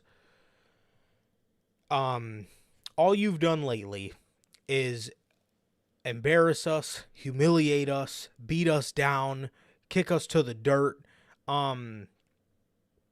And he says, this right here, this is my brother. He points at Jay. He says, I'm going to protect him. And then he points at Solo, who's standing next to Roman. He says, this right here, this is my brother, and I'm going to protect him. And he says, and look, Solo, I know you don't see it now, but he says to Solo, he said, he's going to use you. He's going to use you to your fullest. Then he's going to he's going to manipulate you. He's going to throw you in the dirt. He's going to beat you down. He's going to embarrass you. He's going to humiliate you, and he's going to dump you to the wayside. As Roman then puts the mic to his face, and he tells Jimmy, he goes to speak for Solo, and he says, I'll let him speak for himself. So he hands the mic to Solo, and Solo says, I acknowledge you, Tribal Chief, as Roman, as he points at Roman, and he says, but these are my brothers, as the look on Roman's face was just like, what the fuck? So, also, too, one thing that made a lot of people say that Solo should be the one to defeat Roman is because when Roman was holding that new championship, you could see Solo side-eyeing it the whole time. Like, damn. I don't know if he was like, damn, that motherfucker's ugly as fuck, or if he was like, Probably. or that's what I would have been saying. But he was side-eyeing the championship, man. So a lot of people are starting to jump on that narrative, and I honestly wouldn't hate that at this point. I mean, Cody's momentum is gone. The magic of the moment is not there anymore. Definitely, man. Definitely. At this point, you might as well, man. And that's great foreshadowing, man. That really is. So, absolutely. So,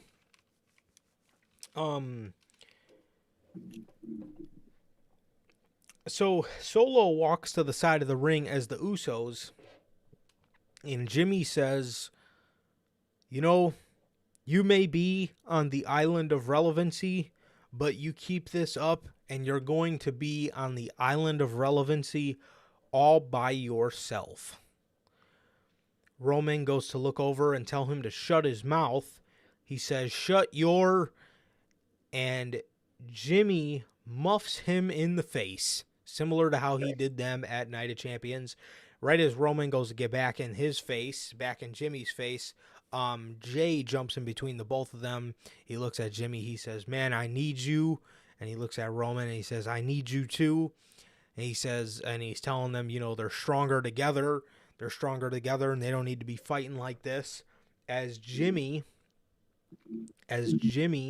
comes to his senses. He comes to his senses and he tells Roman they need to put all this to the side and just hug this out. So they give each other a hug. Well, before Jimmy hugs him, he says, "Are we all good?" And he gives him a hug. And Roman Reigns is crying at this point. He's starting to tear up, which is just fucking fantastic. And he hugs him. He hugs him, man, as, like I said, Roman's tearing up. He puts the mic to his mouth as he's hugging Jimmy, and he says, no. Right. As he slowly backs up, as Jimmy's just looking at him like, what? And right after that, he gets hit with a fucking Samoan spike by Solo Sikoa. Damn. Dude. Tough, man. As Roman just looks so hurt that all this is happening to him, which is so funny, just seeing how delusional that man is getting. I mean, it's genuinely a masterpiece. Also, if there's one good thing about the new championship, they got rid of the fucking Velcro. That's good, though. That's good. Hated that goddamn Velcro. It always gets stuck on things and shit. Looks like a fucking toy. Literally, man. But, hell yeah, man. That's just amazing storytelling. I love how fucking just losing it this man is. Yes. He's crying like he's the one that's in the fucked up situation. Meanwhile, he's the one doing the fucked up shit. I was gonna say, he's the one fucking manipulating people. I love it, man. I love it. Fantastic. Absolutely fantastic. So he gives him a Samoan spike, and he walks away with Roman. Dude, as they're walking down the ramp, they stop to look back at the Usos in the ring. They didn't hit Jay because Jay was down helping Jimmy. And Heyman says, "What about Jay?" And Roman turns around and he says, "Jay knows what to do. He will fall in line."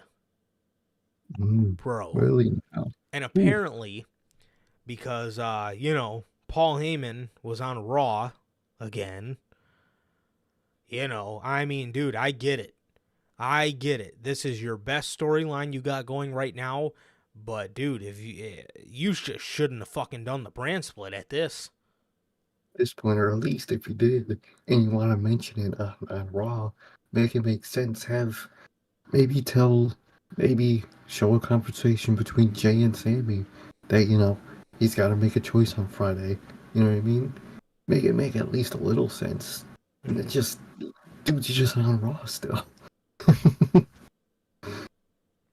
Yeah.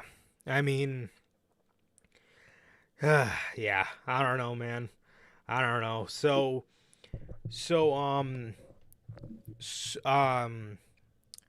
there actually was a little backstage segment with Sammy and KO where they asked Sammy what he thought about the situation, and Sammy said that he was proud of the Usos for doing something they should have done a long time ago. So, Hell yeah, man. Hell yeah. yeah, wonderful thing to see. But yeah, so that was the segment from SmackDown. And man, again, it was just completely amazing. Again, I said it, I tweeted it out, bro. But I think on my all-time list, I think the Bloodline have moved to number 1 for greatest faction of all time, if you ask me. This shit's just too fucking good, man. And I think, I was thinking about it on Friday, man, and I sent a tweet out. For my personal list, I think this group is my favorite faction of all time, for sure. I respect that, man. I definitely respect that.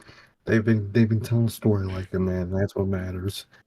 Yeah, absolutely, man. And this whole just past year of stuff. Well, we're almost getting to a year since Sammy joined, man. Has just you look at some year-long feuds, and year-long turmoil and stuff like that, and some of them just absolutely bore you to death. One that comes to mind is Jericho and MJF.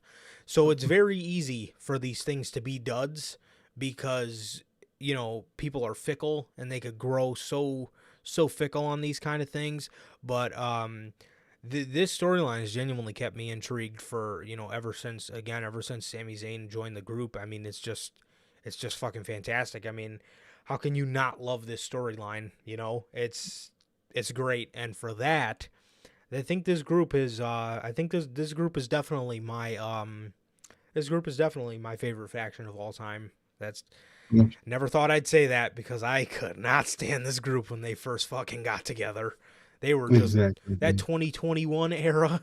Ooh.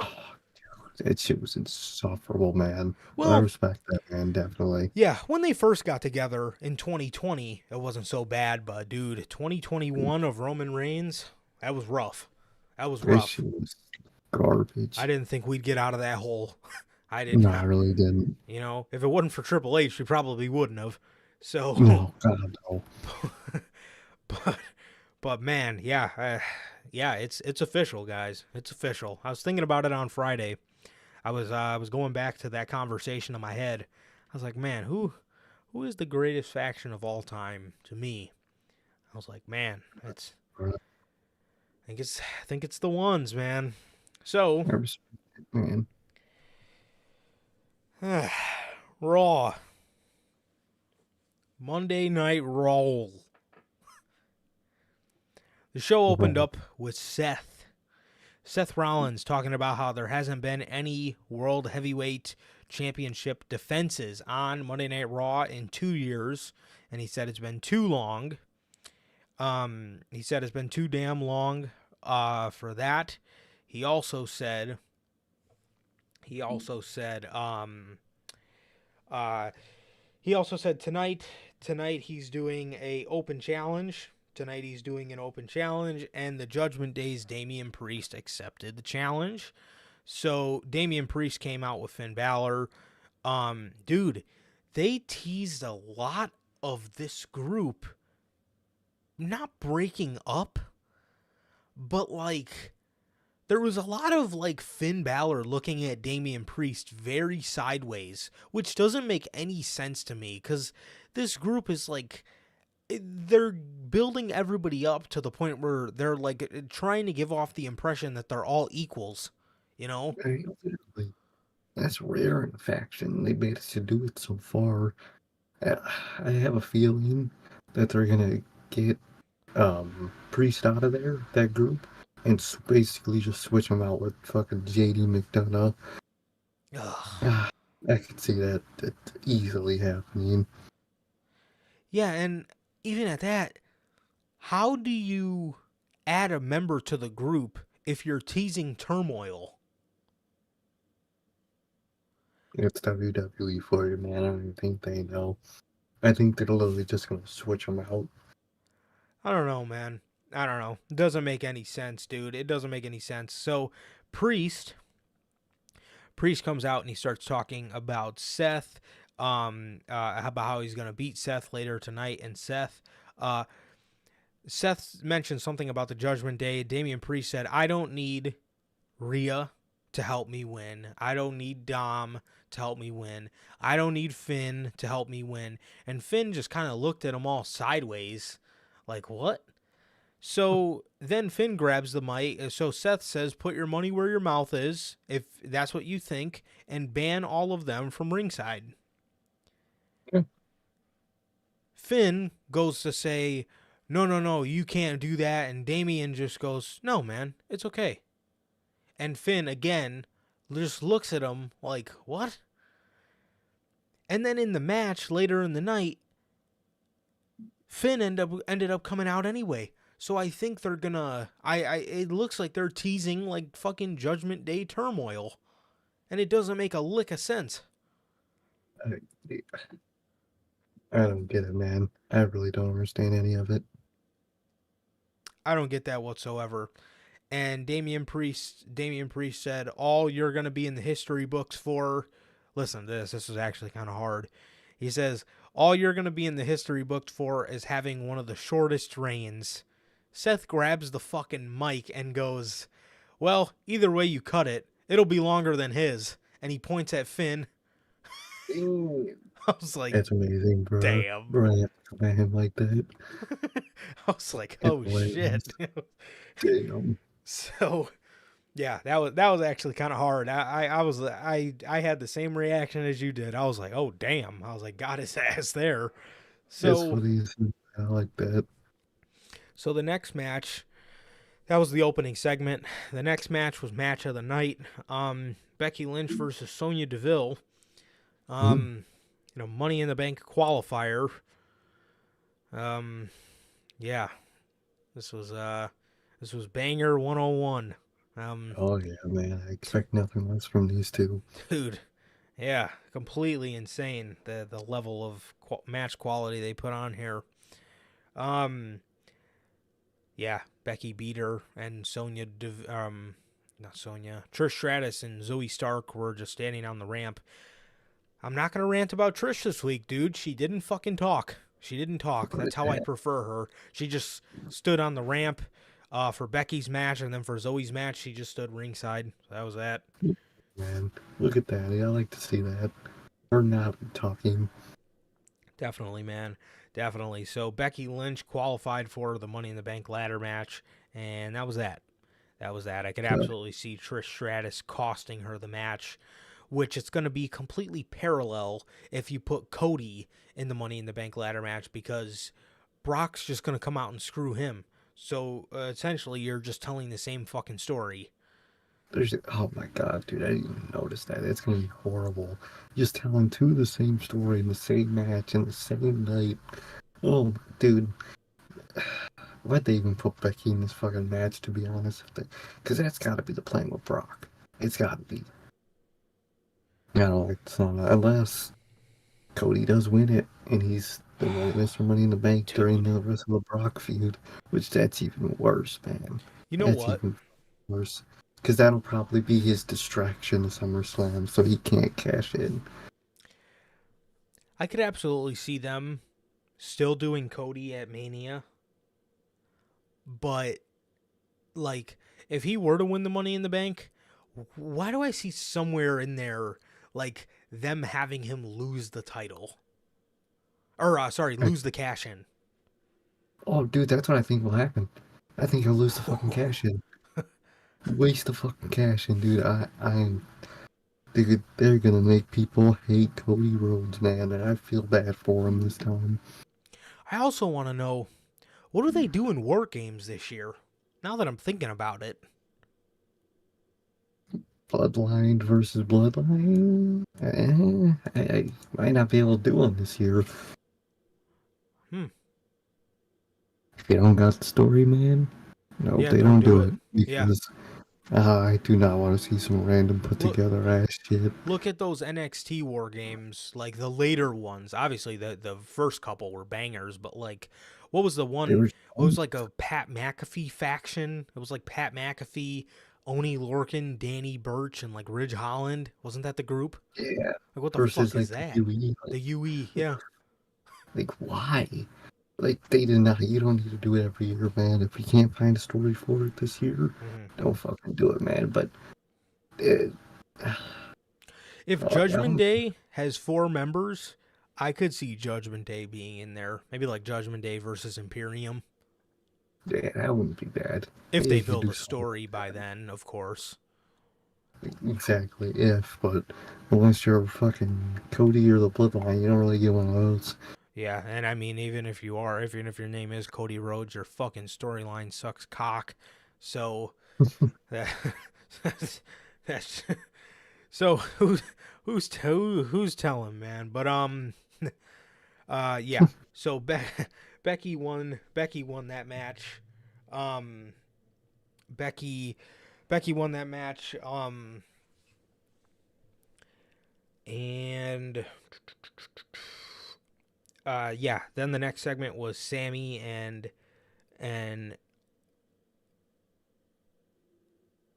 Sammy and Kevin Owens backstage. This was a segment where they were asking him about the bloodline, and then Gunner walks up and challenges Kevin Owens to a match for later in the night, which ended up being a banger. So after this, they give a recap of the Bloodline segment, and then we go into the Owens and Gunther match. It was really good. It was a really good match. Gunner and Kevin Owens, they just put on a really good match, man. They just put on a really good match. Gunther ended up winning by roll up. Man. But like Kevin Owens, Sammy was talking about this on the Stone Cold podcast. Like, Kevin Owens is that kind of guy. Like, if he's selling for you, like, he's gonna like completely I'm not gonna say that because that sounds horrible. He's gonna sell his ass off for you, right? He's good, he will work his ass off to make you look great, right? So, dude, with Gunther's moveset, dude, Owens was fucking amazing.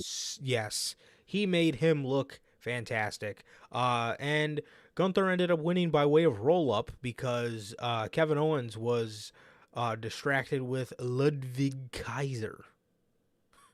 And he stunned him. And backstage that in that backstage segment, Owens was kind of starting to yell at him again, like he was starting to yell at him again, like he was last week, which was fucking hilarious. Fucking Gale, man, that dude's a gem, man. But that's a great match, man. Those two, that's some great acts together, man. I like that. Definitely. Definitely, man. Then there's this backstage segment afterwards where they're asking Matt Riddle about Imperium, and he just like starts going ham on them. I don't know what the fuck he was so mad about, but he just starts talking about Gunther, and if Gunther didn't have Kaiser and Vinci, he wouldn't even be the Intercontinental Champion still. So they walk up to him, and Riddle just puts Vinci in an ankle lock, and bro was just screaming loud as fuck in the backstage area, which it sounded hilarious on TV because that was so unbelievably loud. Dude is just just loud as shit. So, and then WWE officials came to break him up. Good Lord, man. Good Lord. That's funny. Well, like, why? So, Johnny Gargano, dude, This dude. this was incredible. All right. This was the first step to the greatness that is hidden from the main roster audience, bro. Look it. So Johnny Gargano was talking about how he was never the first guy chosen. He barely made it into WWE, and 5 years after that, he was the face of an entire brand. And now he talked about being a Monday Night Raw staple. And he talked about pretty much just coming back for that spot. He talked about how he possesses some of the best skill on the planet. Fucking telling you. Been telling you guys. But Exactly. certain people. I've been telling you guys, this man, without a shout of a fucking doubt, is the best in-ring performer on the planet today. He is the complete package. In-ring, psychology, selling.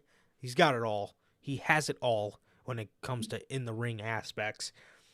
So tell me why this motherfucker, Johnny Gargano, is going to quote tweet this video that WWE, it's the video package that we seen on Raw tonight. WWE posted it on their Twitter.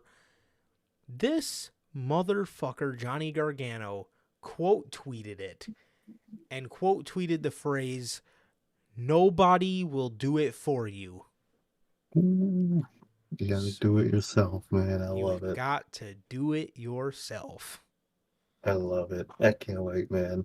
I Dude. cannot wait for DIY. I like the way they're setting it up, man. I really do. We're gonna be eating, okay, Yeah. by next year's WrestleMania.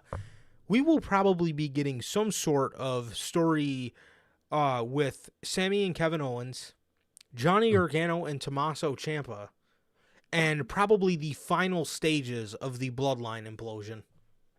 Cody. And, oh yeah, and then he's there too. Poor Cody, man. This dude's just a fucking siloed fucking food at this point. Dude is really, But dude is the mashed potatoes, bro. I He's ain't not the that. I love steak. the mashed potatoes.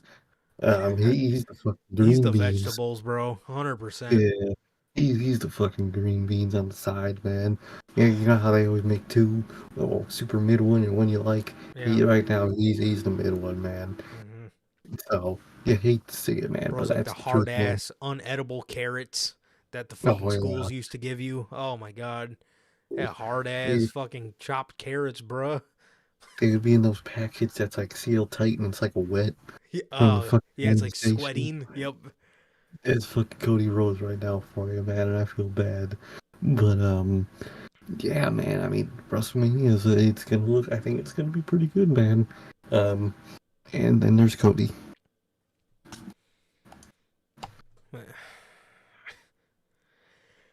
Poor Cody. I feel so bad for him. Yeah. So, next up, we have Ronda and Shayna versus Kaden Carter and Katana Chance. Bruh. First of all, you call these two up. Do not see or hear from them since the draft. That's the first thing. The second thing is this is probably the best women's tag team you have in the company, right? Like, these two have great chemistry. All your other teams you have are pretty much two singles people thrown together.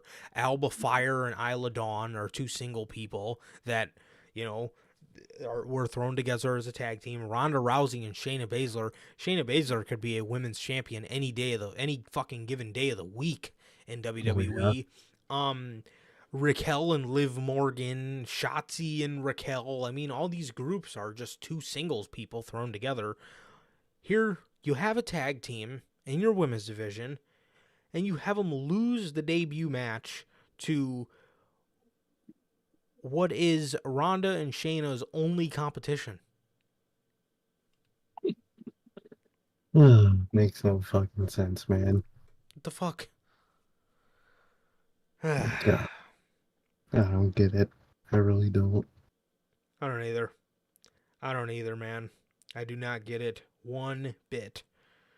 So, it was and that's the crazy part too. These two had a really good showing. They had a really good showing here. Like, they made it believable at some points. Like, oh shit. Like, they hit their finisher on Ronda at one point, and it was a close near fall. I was like, damn, are these two about to really win the fucking championships? So, and they lost. So, that was that. That's so fucking sad, man. That is horrible. What a debut after finally being debuted. Yep. Chad Gable and Otis were in the back trying to train Maxine how to be an alpha. He told her she needs to not dress in a dress, and she needs to go get proper alpha attire. So she said she'll be right back, and she knows just the thing. So I'm assuming we'll hear more on that next week and what her. Yeah. I'm assuming she's gonna have like an Alpha Academy tracksuit on or something. I'm guessing something like that, man. I think now that I realize it, she's definitely with this group. Company wise, character wise, is to help her train with Chad Gable. But I like the way they're going with it, actually, man. Definitely. Anything's better than MMM. So Exactly, I like it a lot more. Paul Heyman was on the show, and he says this Friday, Jey Uso has to make a decision. And he says Jay's decision will be siding with the tribal chief. So, I don't know, man. Oh, man, I don't think that's gonna be his choice. We will have to wait and see on that one, but man, is it getting interesting. Fucking interesting, man. I think Roman Reigns is gonna get another steel chair to the back, man. And it's gonna be amazing. Damn. Dude, that'll be brutal. They gotta do it like that. He's gotta hit him in the back with something. Yes, because he already teased it at the Chamber. Yeah. So, man. That's exactly how Sammy did it too. Yep. Oh, dude, they gotta do it like that. Mm-hmm. Bronson Reed was getting in an argument with Ricochet backstage before his match. Ricochet then started teasing him about losing to Nakamura. Then Nakamura and Ricochet were in Gorilla making fun of Bronson Reed because he lost his match last week. Nakamura and Ricochet then went to have their matchup, and it was ended by DQ because Bronson Reed interfered. So, yeah, that was that. However, the crowd was pretty nice towards Bronson Reed tonight. He gave Ricochet a tsunami, and the crowd was chanting one more time. I think they're starting to finally fucking take a liking to this guy. That's fucking finally. God damn, right? this fucking audience. Yeah, no kidding, bro. No fucking kidding. So, Zoe Stark then won her Money in the Bank qualifying match. That was that. nothing too much more to that. Ms. TV.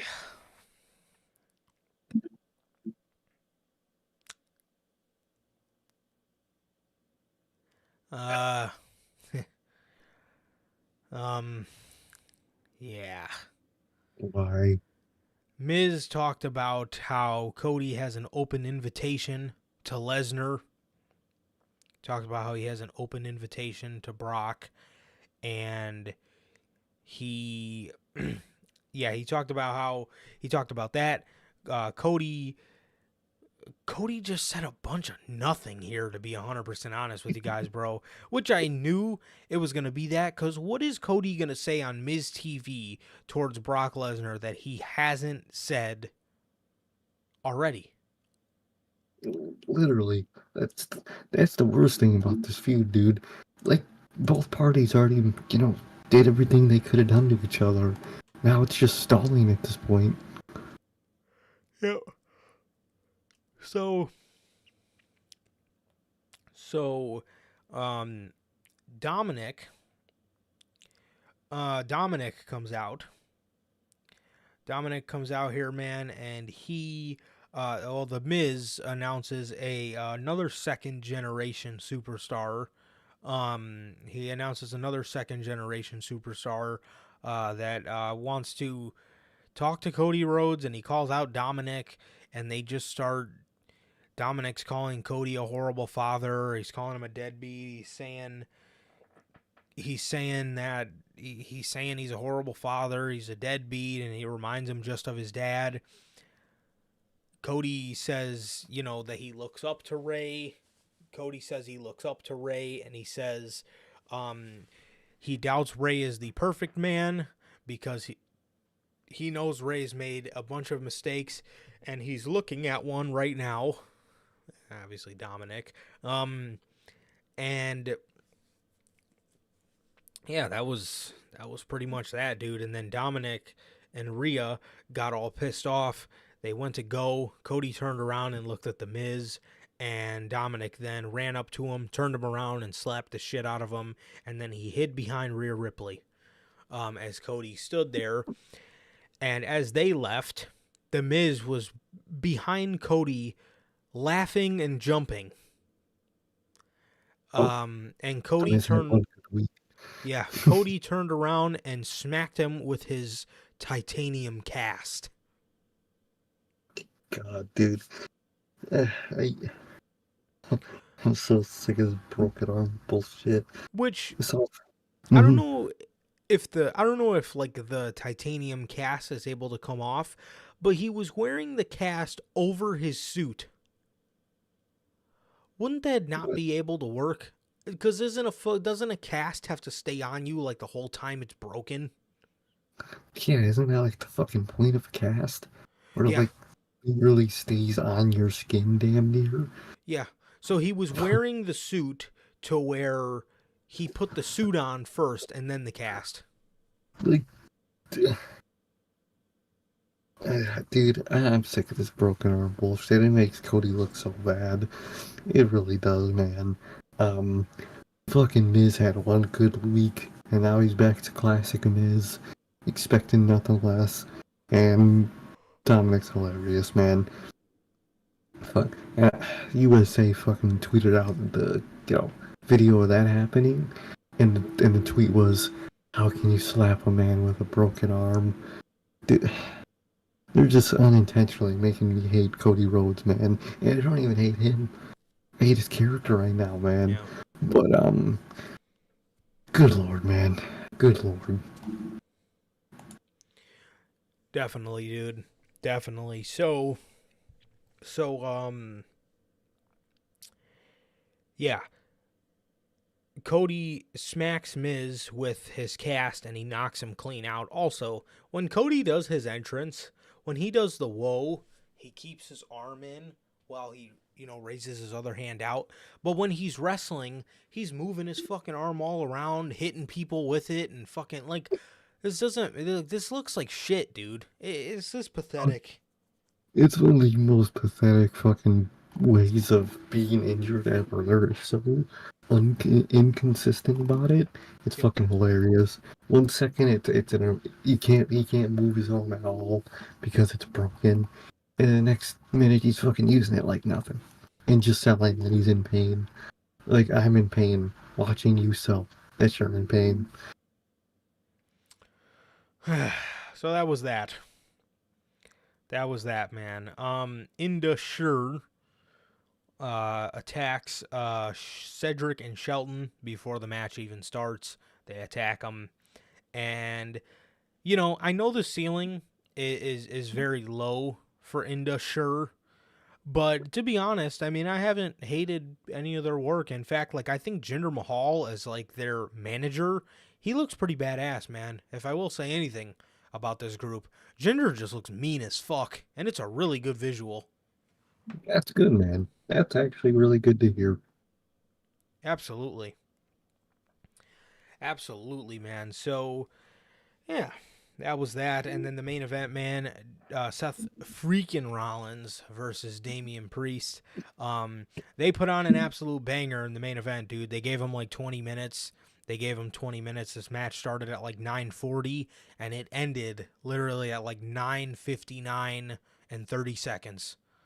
Good. So it was like Good. 30 minutes to close, or 30 seconds to close. Seth and Damian Priest were on the outside of the ring. He threw Damian in the ring, and as he was on the outside, in the corner still by the timekeeper's area, Finn came out there, went to run up to Seth. Then he gave him a super kick. Seth gave him a super kick. Finn was then laying on the ground. He went in the ring, got hit with a South of Heaven. It was close near fall for Damian Priest. Close near fall for Damian Priest. And he Seth got up. Damian went to hit him with a move. Seth countered it with a back elbow into a curb stomp and won the match. And after the match there was a face off with Seth Rollins and Finn Balor. I love it, man. I like to see it. Run that shit back. That's great. Um, that was a great ass main event, man. And good thing that they have long matches on Raw, thanks to Triple H, man, because you got 3 hours to kill, man. Might as well have actually long matches.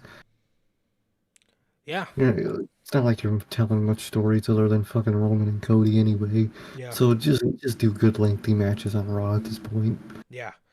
Definitely, man. Definitely. I mean, shit, you got fucking 3 hours to kill. Literally.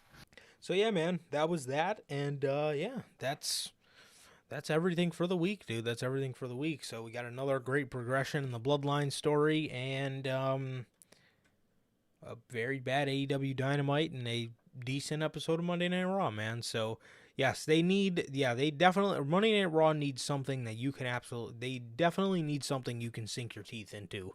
That's what it's missing Yeah, for sure. definitely, man. They need to give Seth something, man. They need to give him some big story, which Finn is really good, man. I like that. That's a good first step, man. Yeah, I hope they continue it. for sure.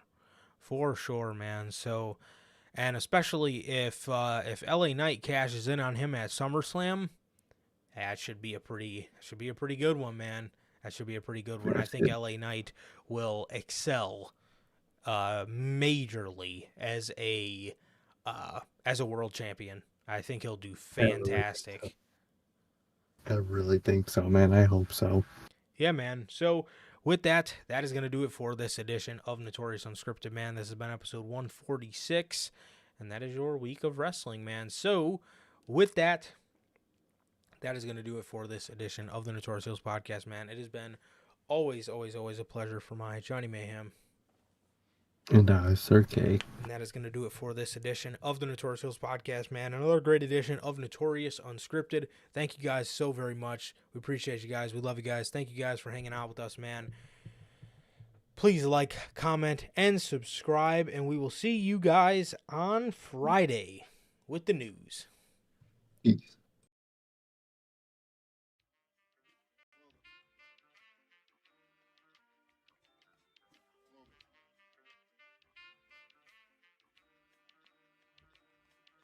I used to get pills wheels on the bitch. Now I throw shields on the dick to stop me from that HIV shit.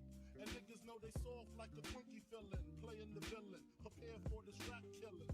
Biggie Smalls is the illest. Your style is played out like Arnold, and that's what you talking about, Willis. The thrill is gone, the black Frank White is here to excite and throw dick to dice.